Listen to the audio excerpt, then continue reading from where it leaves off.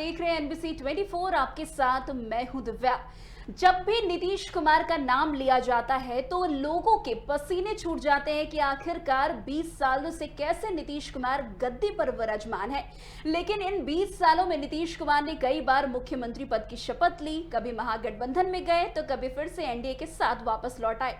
लेकिन हमेशा लगातार ये बातें कही जा रही है, क्या नीतीश कुमार कई सारे मुद्दों पर अपने स्टैंड को क्लियर नहीं कर पाते। आज हमारे साथ इन सब खास मुद्दों पर बातचीत करने के लिए हमारे साथ एनबीसी 24 के managing editor Mustafa Hussain sir मौजूद है। तो सर, आपका सबसे पहले स्वागत करना चाहेंगे। बहुत बहुत स्वागत है सर हमारे साथ जुड़ने के लिए। आज सर से ढेर सारी बातचीत करेंगे। सबसे बड़ी बात यह है कि मुस्तफा सर जो है नीतीश कुमार के काफी करीबी रहे हैं और नीतीश कुमार को बहुत सालों से जानते भी। आज इनसे ढेर सारी बातचीत करेंगे और हर पहलुओं पर बातचीत करने की कोशिश करेंगे जो शायद आपको भी ना मालूम हो। तो चलिए कार्यक्रम की शुरुआत करते हैं और सबसे पहला सवाल मेरा यही होगा सर कि जिस तरीके से नीतीश कुमार 20 सालों से गद्दी पर विराजमान है, लगातार नीतीश कुमार को लेकर कई सारे सवाल भी किए जाते हैं, कई सारे सवाल उठते भी हैं। क्या लगता है सर, आने वाले दिनों में जितने सारे भी मुद्दे उठ रहे हैं, चाहे वो वक्फ बिल पर हो, 3 तलाक की बात हो, 370 धारा हो, क्या लगता है आने वाले सालों में नीतीश कुमार अपने स्टैंड को क्लियर करेंगे, अपने स्टैंड पर कायम रहेंगे? देखिए दिव्या, ये जो बिहार के माननीय मुख्यमंत्री हैं श्री नीतीश कुमार जी, इनके काम को हम लोग लगभग पिछले 20 साल से देख रहे हैं।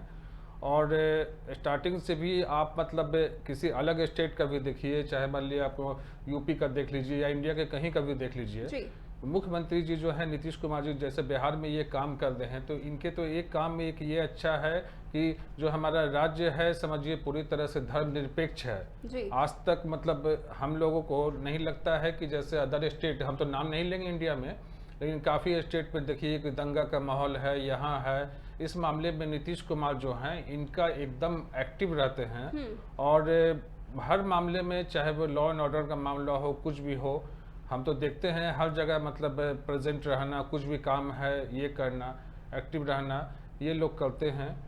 और जहाँ तक वक्फ बिल का बात है तो वक्फ बिल के बारे में आपको ये बताते हैं कि मान लिया कि अगर हमारे पास कुछ प्रॉपर्टी है, हम उसको चाहते हैं कि हमारे कोई किसी वंशज को नहीं देना, तो ये जो मतलब प्रॉपर्टी हो गया, ज़मीन हो गया या जायदाद जो भी हो गया, ये हम लोग वक्फ को नाम कर देते हैं। वक्फ में अभी क्या है, हम लोग जहाँ तक देख रहे हैं कि वक्फ का मतलब हो गया कि जो गरीब दबे कुचले जो मुस्लिम हैं उन लोगों के हक में जो ये है, ये वक्फ बोर्ड काम करता है। कुछ जैसे ये है उन लोगों का पढ़ाई के लिए, शिक्षा के लिए।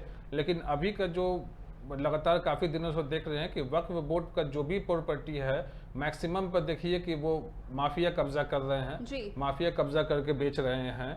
और ऐसा काफ़ी केस मतलब पेपर में, मीडिया में, हर जगह ये होता है। और इसमें कहीं ऐसा नहीं है कि कहीं किसी गरीब को, मुसलमान को वक्त से कुछ मिल रहा है, हेल्प हो रहा है। वक्त एक माफिया लोग का कमाने का जरिया है। और जो मुख्यमंत्री जी हैं बिहार के श्री नीतीश कुमार जो वक्फ बिल पर है, जहां तक ऐसा नहीं है कि किसी के दबाव में है, मतलब ये काम करते हैं। सर, आप बोल रहे हैं कि वक्फ बिल नीतीश कुमार, लेकिन जब भी ये वक्फ बिल कानून पास हुआ, संशोधन किया गया सर इसमें, जब अब ये तो बिल हो गया है, पास हो गया है, लेकिन जैसे ये वक्फ बिल की बात होती है, बीजेपी अपने स्टैंड को क्लियर करती है, लेकिन कहीं ना कहीं सर नीतीश कुमार जो है अपने स्टैंड को इस मुद्दे पर क्लियर करते हुए नजर नहीं आते। आखिर इसके पीछे की वजह क्या है? देखिए, इसमें क्या है, वक्फ बोर्ड का है तो वो तो समझिए कि जो भाजपा के जो आला कमान है उन लोग पहले ही से बोल रहे थे कि वक्फ बिल को हम लोग जो है इसको हम लोग ये करेंगे, ठीक है ना। और उन लोग अपना किए भी। तो ये जो होता है एक तरह से सेंट्रल गवर्नमेंट का ये है, राज्य सरकार का ऐसा कोई रोल इसमें नहीं होता है। जब आपको समझिए कि मंत्रालय से, संसद से, लोकसभा से, तो फिर राज्य सरकार को ये पावर नहीं है कि उस पर किसी तरह का ये रोक ये कर सके। हाँ, किसी राज्य को ये है कि हम अपने राज्य में ये वक्फ बिल को लागू नहीं होने देंगे। तो मुख्यमंत्री जी का मतलब यहाँ जो बिहार के मुख्यमंत्री हैं, इनको हम लोग जो भी कर रहे हैं मिला जुला कर समझिए कि वक्फ से ऐसा किसी गरीब मुसलमान लोग को फायदा होने वाला है नहीं।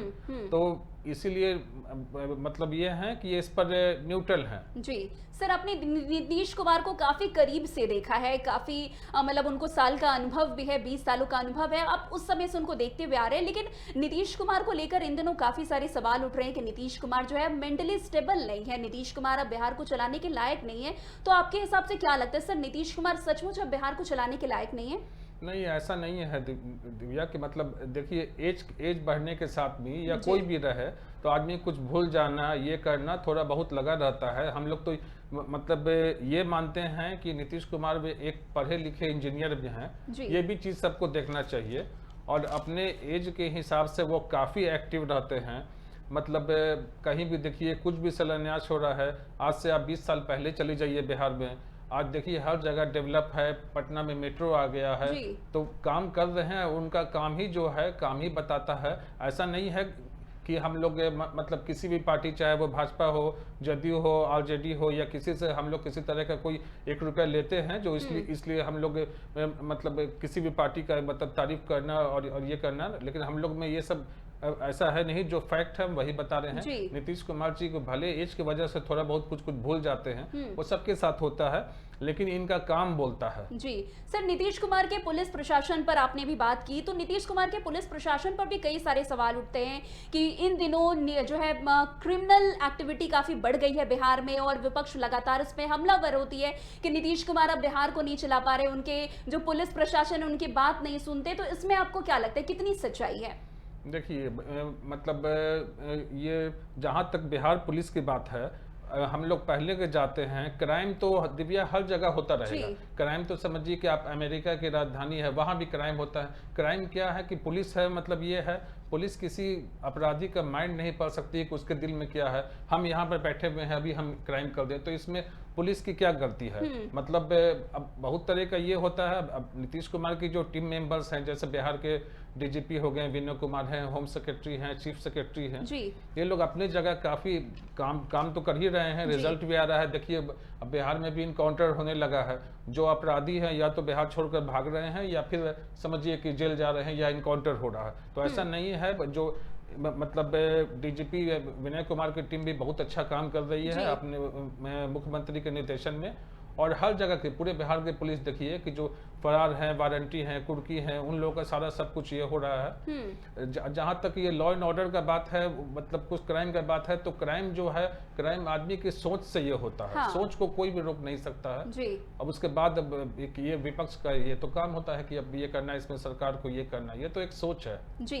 सर, नीतीश कुमार की जब भी बात होती है तो ये तो कहा जाता है कि नीतीश कुमार ने बिहार को काफी अच्छे से चलाया, लेकिन इन दिनों लगातार सवाल उठ रहे हैं। लेकिन नीतीश कुमार को लेकर एक और बात चलती है कि नीतीश कुमार कब पलट जाएंगे कुछ नहीं कहा जा सकता। और अब जिस तरीके से ये बातें चल रही है कि 2025 में एक बार फिर से नीतीश कुमार, या 2025 के बाद ही क्या पता नीतीश कुमार फिर से पलटकर कहीं और चले जाए, तो क्या लगता है सर, आने वाले दिनों में नीतीश कुमार फिर से पलटी वल्टी मारने की कुछ योजना तो नहीं बना रहे हैं? जी दिव्या, इसमें जो मुख्यमंत्री नीतीश कुमार हैं, ये मतलब इसके पहले आरजेडी के साथ थे, तो आरजेडी के साथ में भी हैं कि तेज प्रताप जी का और भी कुछ का, तेजस्वी का, चूंकि इन लोगों का कुछ इंटरनल भी रहता है, कुछ क्रिमिनल केस भी लेके, तो दोनों पार्टी में ऐसा ये रहता है। और मुख्यमंत्री जो है फ्री हैंड काम करना चाहते हैं, क्योंकि मतलब गृह होम भी इन्हीं के पास है, सारा सब कुछ जो है फ्री चाहते हैं। इसीलिए किसी के दबाव में नहीं, जब कोई पार्टी सोचता है कि ज़्यादा ब्लैकमेल करें, इनको किसी तरह से ये करें, तो ऐसा हम तो ये नहीं बोलेंगे। ये जहाँ सही देखते हैं वहाँ जाते हैं। और हमको तो लगता है कि अब तो भाजपा के साथ है, चूँकि भाजपा भी इनके साथ मिलकर कर रही है। अमित शाह जी ने भी मतलब यहाँ के दौरे पर प्रधानमंत्री जी भी बोले थे कि बिहार के जो अगले मुख्यमंत्री हैं, मतलब आपको नीतीश कुमार जी, उन्हीं के अंडर में विधानसभा का जो चुनाव हो 2025 का लड़ा जाएगा जी। और जिस तरीके से सर उन पर सवाल उठाए जाते हैं नीतीश कुमार, अभी जैसे कि बीते दिन की बात करें, वक्फ कानून बिल की अभी बहुत ज्यादा चर्चा हो रही है। वक्फ बिल पर बीते दिन मतलब तेजस्वी यादव ने गांधी मैदान में कहा कि अगर हमारी सरकार आएगी तो वक्फ बिल जो कानून है उनको खत्म कर दिया जाएगा, उसे कूड़ेदान में डाल दिया जाएगा। तो ये जो तेजस्वी यादव ने स्टेटमेंट दिया है, तो इस पर आप कैसे सर देखते हैं इसको? देखिए मतलब वक्फ बिल पर जो भी कर रहे, या तेजस्वी यादव है या फिर जो भी विपक्षी पार्टी है, हम तो एक तरह से ये मानते हैं कि किसी को ऐसा कोई भी पार्टी नहीं है कि किसी को मुस्लिम लोगों से उतना कोई मतलब है। ये सिर्फ वोट की राजनीति है। हम फिर ये कह रहे हैं कि हम लोगों को ना जदयू से मतलब है, ना बीजेपी से, और ना मतलब आरजेडी से हम लोग किसी का 1 रुपया लेते नहीं हैं, हमारे चैनल का ये है, तो खुलकर जो बात रहता है हम लोग बोलते हैं, किसी से डरते भी नहीं है। जी तो सर, कास्ट वाइज क्यों बांट दिया जाता है? जब भी कोई कानून या कोई भी चीज बिहार में आती है तो उसको कास्ट वाइज जोड़ दिया जाता है। अरे ये जेडीयू का स्टैंड है तो ये बीजेपी का स्टैंड है, ये उनके वोट बैंक है तो ये उनके वोट बैंक है। अगर ऐसा क्यों किया जाता है सर? इसमें क्या होता है कि अब किसी किसी पार्टी का ये है कि हमारा जो है, जैसे भाजपा का है, उनका एक अलग सोच है जी। नीतीश कुमार जी का अलग सोच है कि हम लोग वक्फ संशोधन पर, लेकिन फिर हम बता रहे हैं कि वक्फ से है, जो वक्फ बोर्ड का जो भी ये कानून ये हुआ है, इससे अगर आप समझिए तो इससे सिर्फ फायदा सिर्फ मतलब जो माफिया टाइप के जो लोग हैं, जो जमीन के बड़े बड़े दलाल हैं, उन्हीं को फायदा है। तो और किसी गरीब मुसलमान को हम नहीं लगता है कि आज तक मतलब किसी ऐसा वक्त से इससे कुछ फायदा हुआ है जी।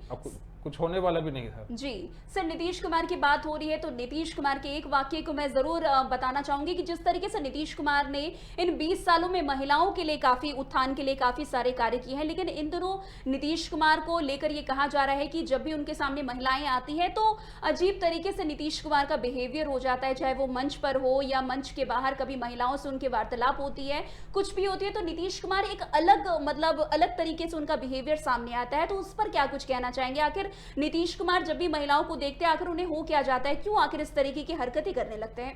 देखिए इसमें क्या है कि जो नीतीश कुमार जी हैं ये थोड़ा हंसमुख प्रवृत्ति के हैं जी। किसी भी कहीं पर भी देखिए कि आप काफी जगह देखिए होंगे, कहीं पर कुछ हो रहा है तो अपने ये अधिकारी को बुलाकर हंसकर अरे ये काम कीजिए जी, ये कीजिए, वो कीजिए, समझे कि नहीं। थोड़ा सा ऐसे हैं, एक्साइटेड अपने काम को लेके काफी ज्यादा हैं। तो इसी में अब किसी किसी को लगता है कि भाई पुराने आदमी हैं, बड़े के भी नाते तो लोग बहुत तरह का ये है ना, समझे कि नहीं। तो इसको लोग गलत सेंस में ले लेते हैं, ऐसा नहीं करना चाहिए, ये गलत है। जो भी ऐसे टाइप से ये कर रहे हैं हम लोग तो नहीं मानते हैं। हमारे हिसाब से तो खैर काफी अच्छे मुख्यमंत्री हैं नीतीश कुमार जी। जी सर, पहले के नीतीश कुमार और अब के नीतीश कुमार में कितना अंतर आपको नजर आता है? देखिए पहले के जो नीतीश कुमार थे वो भी काम में एक्टिव थे। अभी क्या हो गया है कि थोड़ा सेहत की वजह से, सेहत भी आदमी का देखिए थोड़ा बढ़ने पर ये है, आदमी थोड़ा तो हो जाता है, मतलब स्ट्रेस हो जाएगा। चूंकि नीतीश कुमार जी लगातार आप देखिएगा इनका जो ग्रुप है लगातार कहीं ना कहीं मतलब ट्रिप पर, कभी यहाँ जाना, कभी वहाँ मीटिंग, कभी यहाँ उद्घाटन, कभी ये करना। तो ऐसे में आदमी थोड़ा सा आदमी ये हो जाता है, कुछ भूल जाना, ये करना एक नॉर्मल बात है, ये किसी के साथ भी हो सकता है। जी बहुत बहुत शुक्रिया सर हमारे साथ जुड़ने के लिए। तो आपने सुना किस तरीके से नीतीश कुमार अभी भी बिल्कुल फिट है। नीतीश कुमार आने वाले कई सालों में भी बिहार को काफी अच्छे तरीके से चला सकते हैं। आज जिस तरीके से सर ने कई सारी बातों पर हमारे साथ बातचीत की है, कई सारे सवालों का जवाब दिया है, तो उससे तो यही लग रहा है कि आने वाले समय में नीतीश कुमार और भी क्लियर हो जाएंगे। और जिस तरीके से विपक्ष उन पर निशाना साधती है कि नीतीश कुमार अभी मेंटली फिट नहीं है, नीतीश कुमार महिलाओं के सामने अभद्र तरीके से व्यवहार करते हैं, वो कहीं ना कहीं एक उम्र का तकाजा है। लेकिन अब जिस तरीके से आने वाले साल में नीतीश कुमार अपने आप को और फिट और अपने आप को और बेटर प्रेजेंट करते हैं, वो भी विपक्ष के लिए एक बड़ा तमाचा होगा। तो आज के इस स्पेशल प्रोग्राम में बस इतना ही। हमारे साथ ऐसे आगे बने रहें और देखते रहिए। तब तक के लिए NBC 24 धन्यवाद।